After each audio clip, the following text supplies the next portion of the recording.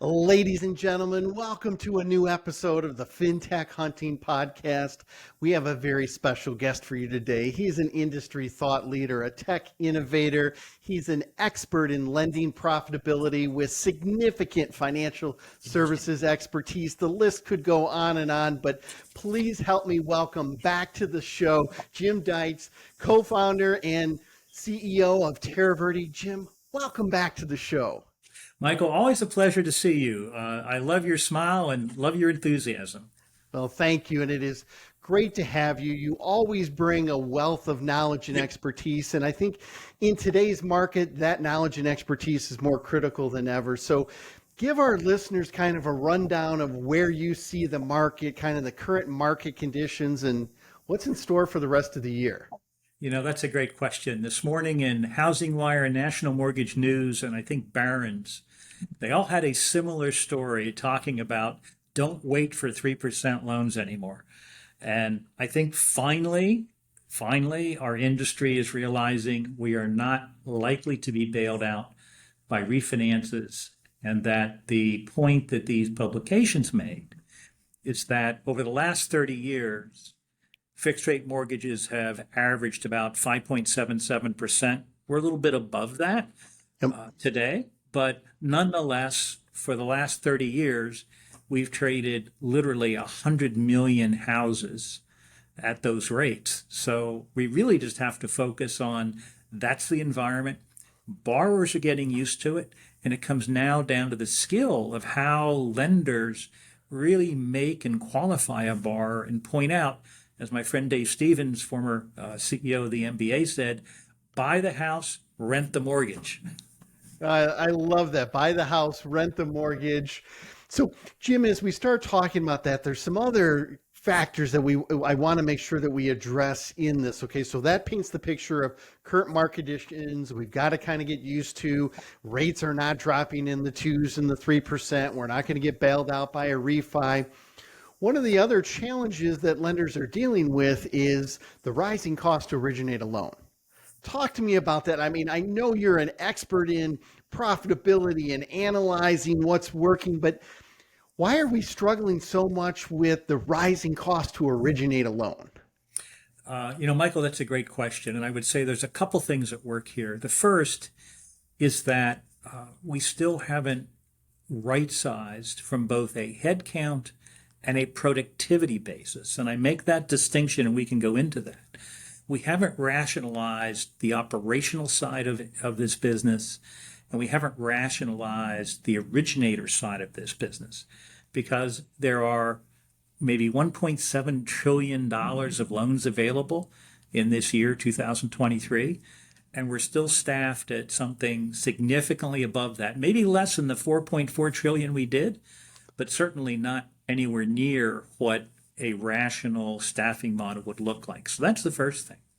And the second thing, there's an article again this morning from Bill Dallas, who was former CEO of Finance Corp of America, and his comment was the origination structure of having particularly the profitability branches or the net branches is very difficult to overcome in a market where secondary market gains are compressed, margins are compressed, and you really have a very high cost of having somebody on board. So I still think we have probably 100,000 more people in this industry than are required by the volume. And until we make that adjustment and really move the curve towards the most productive people, we're going to be struggling with $11,000, $12,000, $13,000 origination costs. Well, then let's talk about that. And we've talked about one of the challenges in the market is when times are good. You know, Jonathan Corr used to say this all the time. The mortgage industry has this huge propensity to use human spackle. Yep. Times are good, you throw a bunch of bodies at it. Times are bad, we start cutting. But you're still saying that we really haven't realigned to the current market conditions. Why do you think lenders are struggling? I mean, I know nobody wants to make head cuts.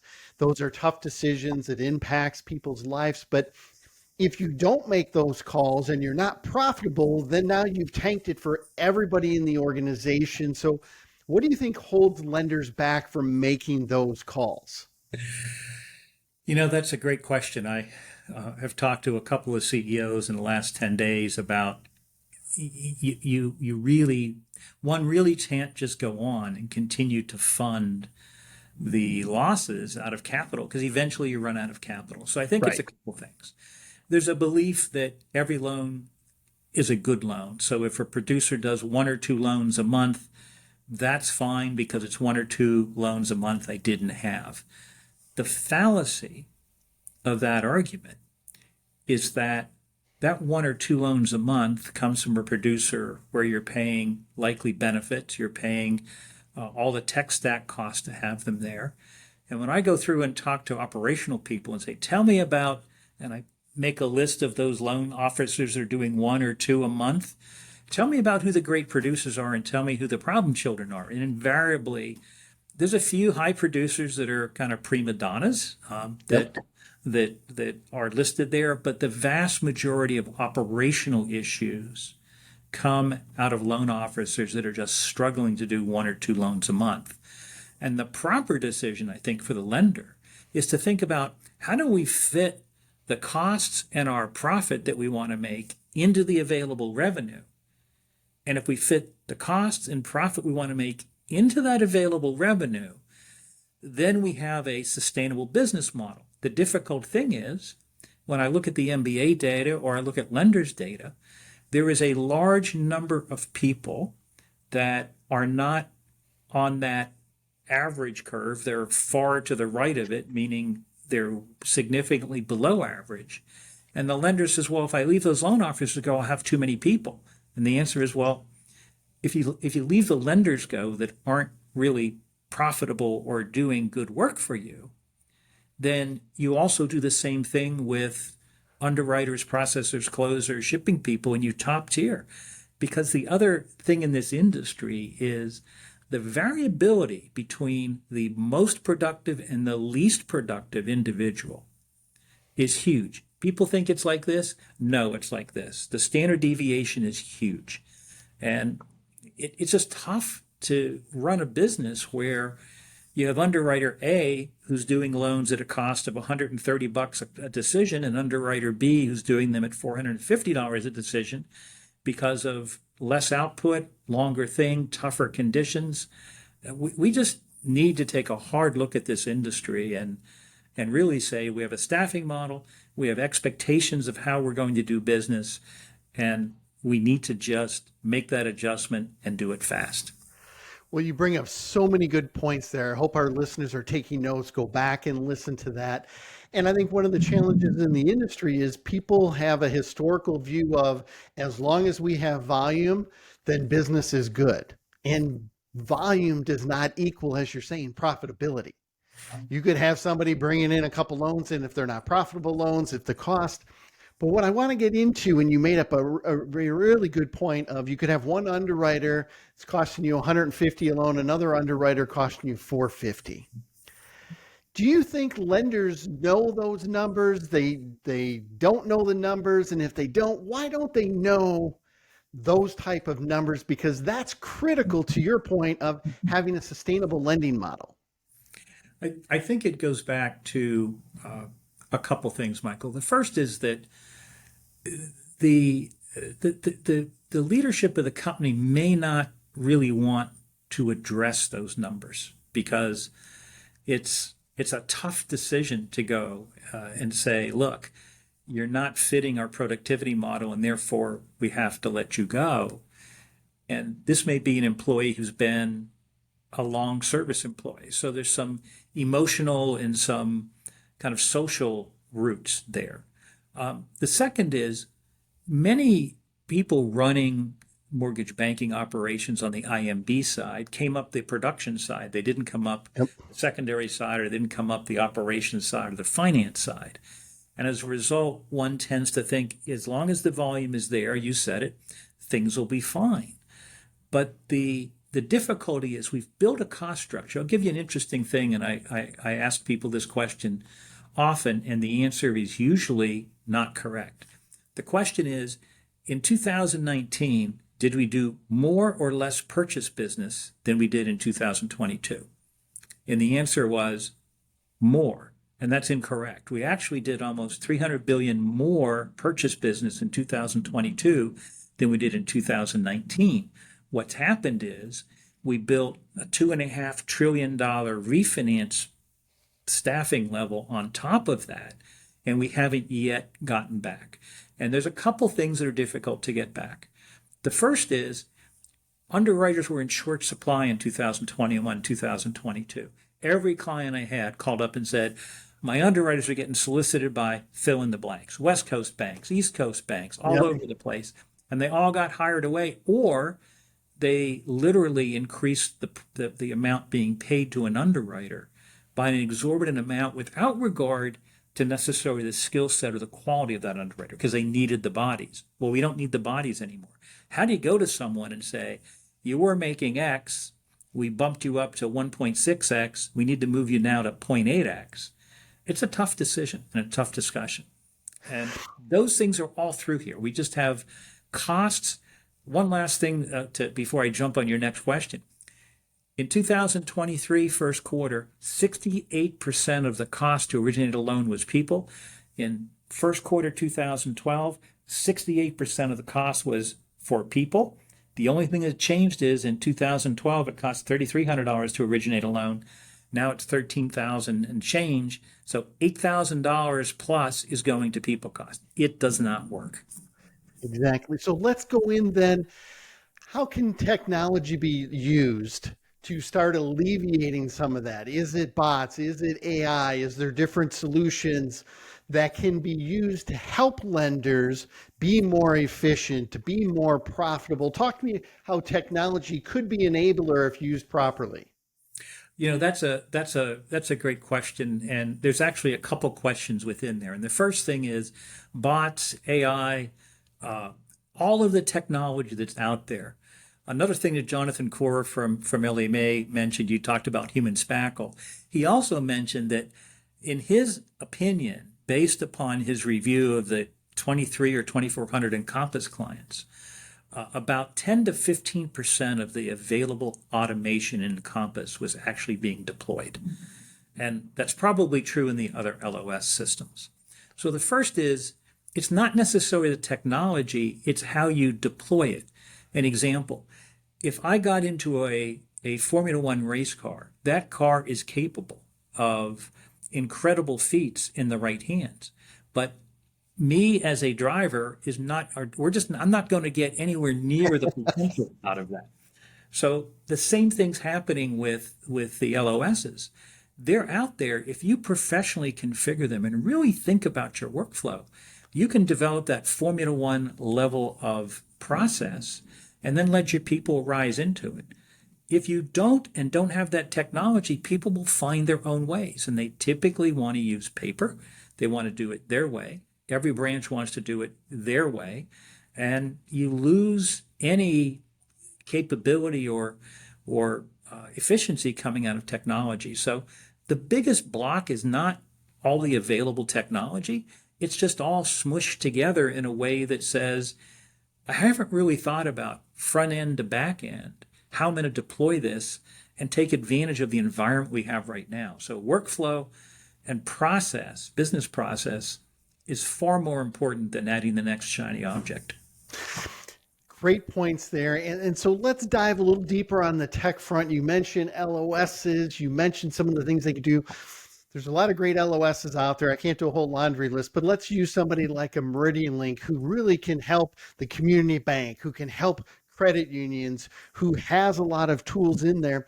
What do people need to know about solutions like that so that they can maximize it to the point that you're bringing? And how do they even use a solution like your companies with Teraverde of understanding profitability so that they know where to maximize and where to add that workflow? Yeah, the great thoughts there, Michael. The first is on the LOS systems. There are many LOSs and POSs out that are perfectly great systems, and there's no this is the best or this is the worst. It's really the question of what are you trying to accomplish? How complex is your lending environment? How many channels, and how do you essentially have your origination channels structured? So part of it's finding the right LOS that fits that particular need. And you mentioned Meridian Link, whether it's Meridian Link or Encompass or Empower or any of the LOSs out there. It's what are you trying to accomplish and what's the best solution that accomplishes that for a particular lender.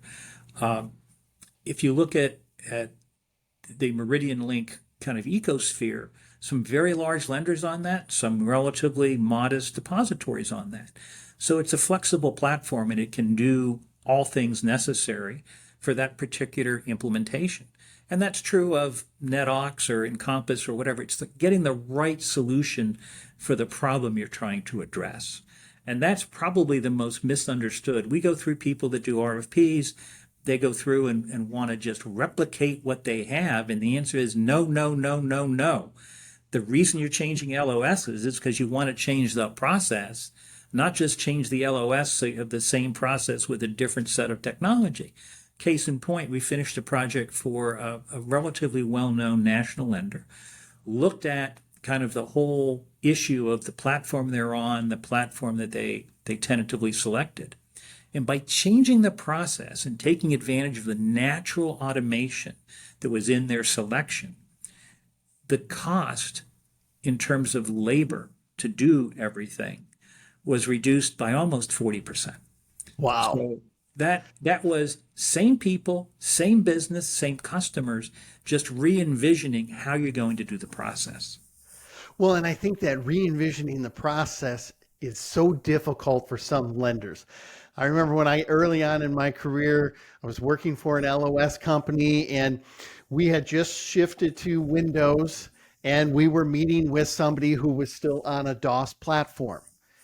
And we started going through a certain process and they're like, no, no, no, no. You said you could do this. I want to see those fields. And we're like, well, there's business logic built in. You don't need those fields because they're not relevant to this type of loan. No, I don't believe you that your system can do it because they couldn't see that old archaic field because that's how they've always done that. You do a lot of consulting. You really understand the operation side of it. How do lenders get their teams to change? How do they get their teams to understand maybe there is a better way to originate a loan in a more cost-effective way, and we could eliminate steps and we could better leverage technology if we did X, Y, or Z? What are some of your tips? You know, I was talking to someone who's fresh out of school, fresh out of college, and they just finished their first year in this business. And I said, so tell me, what are you thinking about this business?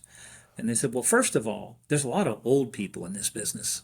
And I said, old people? Yeah, old like you. I said, okay. So that was the first thing. We have a very mature kind of group of people in our business. The second thing this individual said is, you all make decisions really, really slowly. What should be done like this takes a year of people sitting around and talking about, what are you going to do this?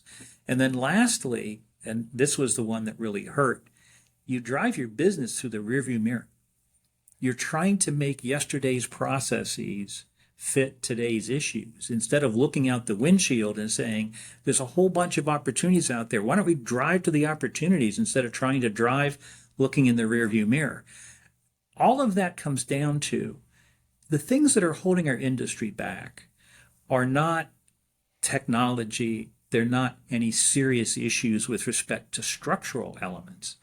It's the initiative that leadership needs to take to say, I want to make changes and I'm willing to pay the emotional price, the transformational price, and there's no better time than now to set myself up to realize that yes, we're going to do $1.7 trillion of business this year, and next year we'll do $1.8 trillion, and next year we'll do $1.9 trillion, or depending on the numbers. But nonetheless, there will be 4.5 million units sold, 800,000 new construction units for the foreseeable future. So it's not that we don't have demand. We don't have the demand the way we had it with refinance overwhelming the system for the last 20 years. Those days are likely behind us in a large fashion, and we just need to envision going forward How are we going to do that 1.7, 1.9, 2.1 trillion dollars of business effectively, efficiently, and at a cost that the consumer can afford, and more importantly, in a way in which the consumer feels counseled and respected and not asked for the same information twice in a row. And that's out there, but we got to stop driving in the rearview mirror. Those were so many good points, Jim. You and I could talk for hours. I can't believe that we've already buzzed through our 20 some minutes of our discussion. You are welcome back anytime. What would you like to end with that says, hey, here's where I see kind of next year, where should we be spending our time and our focus? I know you've already brought up a lot of great points, but what's one or two last takeaways that you'd like to make sure that our audience understands? If I were in a position of leadership at a company, the question I ask leadership is, if you could offer a rate to a consumer that was 3/8 to 0.5% less than your competitors, would you be able to do a lot of business? And the answer is hell yeah.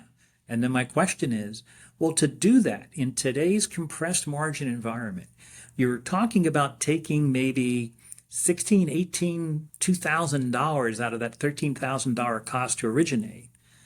And then if you want to then add to your profitability, you take a little bit more out. And all of a sudden, you've got the best rate on the street to consumers. Your loan officers will be happy. They'll be busy. They'll accept more reasonable compensation. And all this is just working on costs. It's not that difficult. The future is on the low-cost producer, and the faster you make that decision to get there, the more likely you'll be in this game long run. And when you look in the rearview mirror, you'll see the wrecks of the lenders that just could not transform. We're seeing some of them already. Just make sure you're looking out the windshield working on costs, not looking in the rear seeing all those flames behind you. Jim, thank you so much for being a guest on this episode of the Fintech Hunting Podcast. Michael, thank you.